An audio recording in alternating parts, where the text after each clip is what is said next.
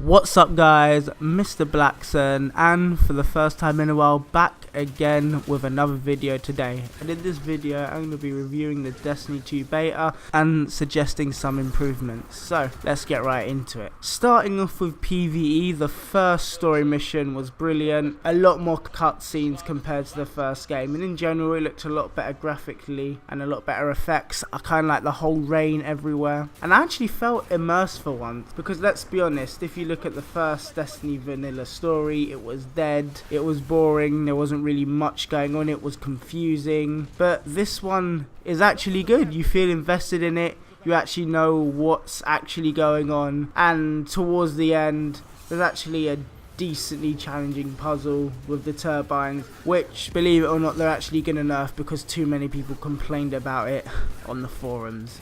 Oh well. So also, we know the full game will have more than 50 cutscenes, which is kind of more than the vanilla story as well. So if you look at that information, plus how well the mission was done, you can see the story can actually be good in this game. You know, the last game it sort of improved with the Taken King and Rise of Iron, but in general it was kind of dead. This one actually looks like it can be fun and interesting. And the last cutscene of Homecoming, where he kicks you off the ship, you probably want to get back at him now, whether that will be in like a future raid or maybe some kind of DLC or even at the end of the mission. You know, I'm actually looking forward to that. So that's it for the mission. Let's look at the strike. The strike is honestly less impressive than the mission just because it plays like a Destiny 1 strike, and I mean like an original Destiny 1 Sepix Prime, you know, standard strikes from before it actually got better with the Taken King.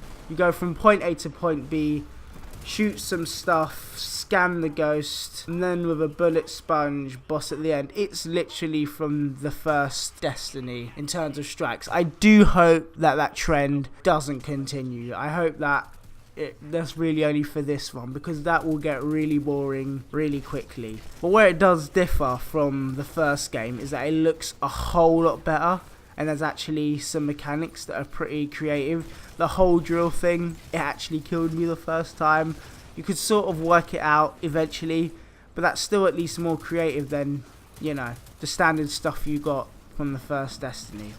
Removing the flaw in the final boss fight, although maybe not affecting it too much, it does actually provide a bit of variety. At least there's some kind of variation going on, and only the OG players will know the struggle of a Sepix Prime Nightfall of sitting in a room. Hopefully we don't have that in this one. Also, it's a shame there was no like kind of patrol available. I would have loved to have tried some of the new features like adventures or lost sectors or maybe a flashpoint. Any of that stuff I would have liked to try, because that's supposed to what makes patrol better. That's what's supposed to give it some replay value. But that's kind of stuff is locked off, and only really IGN was allowed to do that stuff. So there's a shame for that. We'll see when the game actually comes out if they're any good. More like that phrase, proof in the pudding.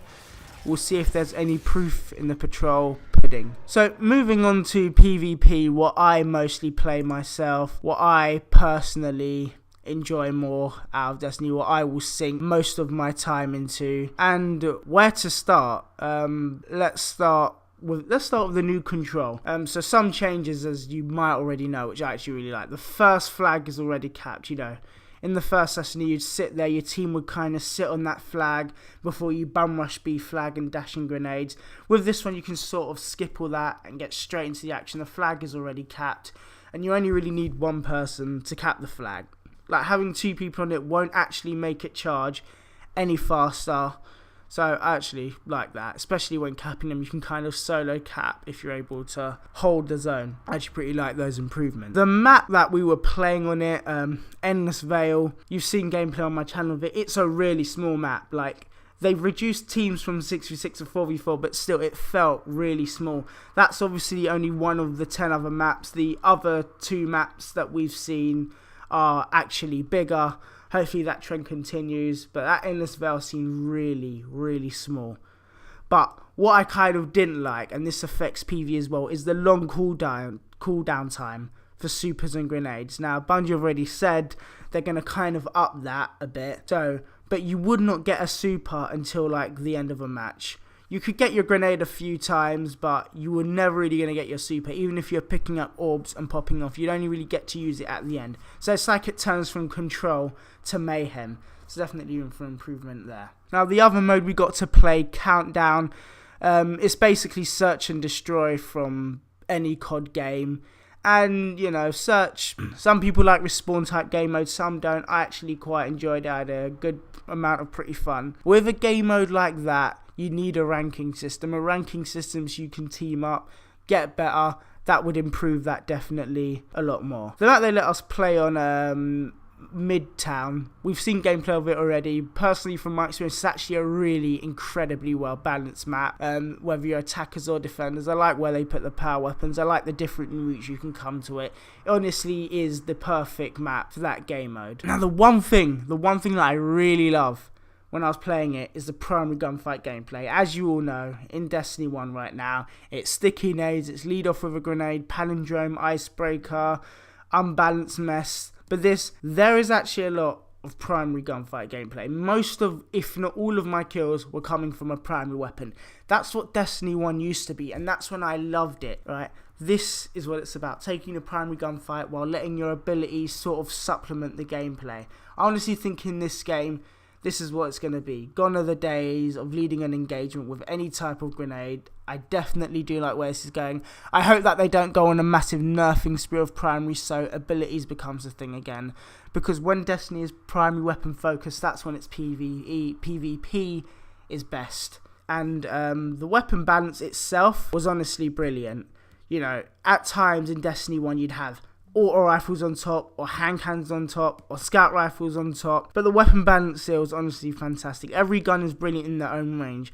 An auto rifle, if you use it in its right range, will dominate. A pulse rifle, if you use it in its own range, will dominate. And in terms of power weapons, they were all pretty strong, but grenade launchers were really weak. I did not expect that. I thought like there'd basically be a better rocket launcher, but they were really rubbish. I don't think they're even capable of a one-shot kill. They really need a buff. And fusion rifles, on the flip side of things, were strong. You got 6 bullets and you could pretty much get a kill. You could probably get about 6 kills. It was easily the strongest power weapon. I don't want to say nerf fusion rifles because we know what happened in the first Destiny when we said to nerf fusion rifles. They have about a 0.2 use in all PvP activities. I kind of don't want to repeat that. They are fun to use. The only nerf I would remotely suggest is an ammo nerf.